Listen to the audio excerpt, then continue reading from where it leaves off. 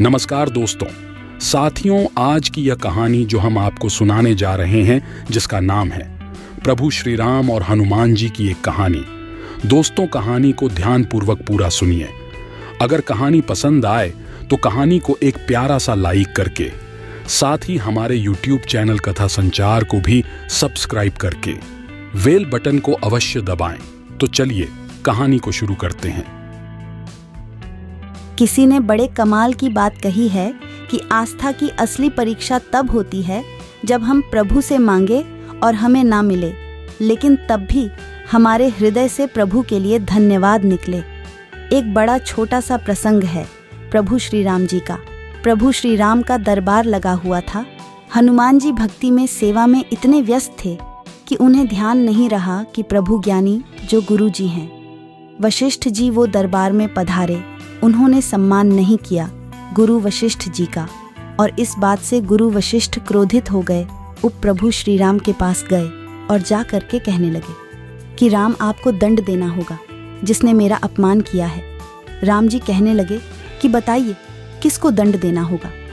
गुरु वशिष्ठ जी ने कहा कि अगर मैं नाम बता दूंगा तो तुम उसे दंड नहीं दोगे, तुम स्वयं को दंड दे लोगे। राम जी ने कहा नहीं, आप बताइए। गुरु जी ने क्रोध में उन्होंने कहा कि राम, तुम्हें उन्हें अमोघ बाण से ही दंड देना होगा जिससे अपराधी के बारे में बात हो रही है।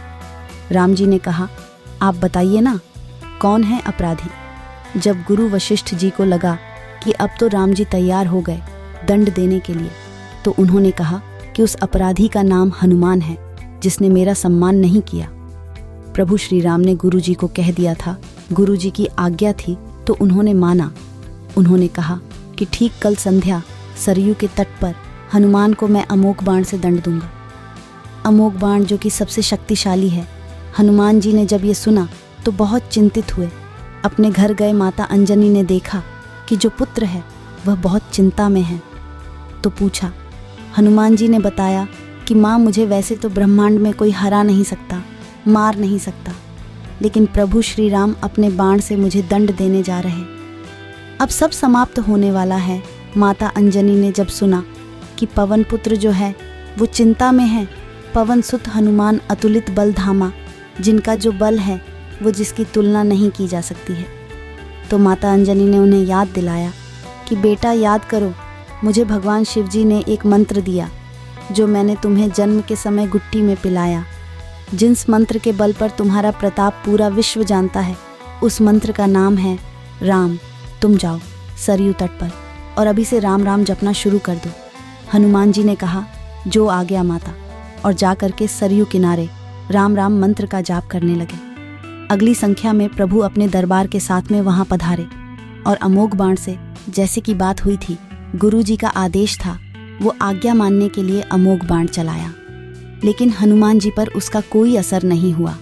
गुरु वशिष्ठ जी को लगा कि शायद राम जी जो है वो दंड सही से दे नहीं रहे हैं। उन्होंने कहा आप क्या कर रहे हैं, आपकी शक्ति जो है इस्तेमाल में नहीं आ पा रही है, प्रयोग नहीं हो पा रही है, उसका असर नहीं दिख रहा।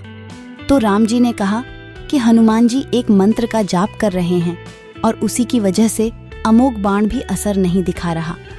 गुरु वशिष्ठ जी ने पूछा मंत्र क्या है, तो राम जी ने कहा वह राम राम जप रहे हैं। गुरु वशिष्ठ जी ने प्रणाम किया और कहा कि दरबार छोड़कर, नगर छोड़कर आश्रम में जा रहा हूँ, मैं भी राम राम ही जप करूंगा। दोस्तों, कहानी आपको कैसी लगी कृपया हमें कमेंट करके अवश्य बताइए।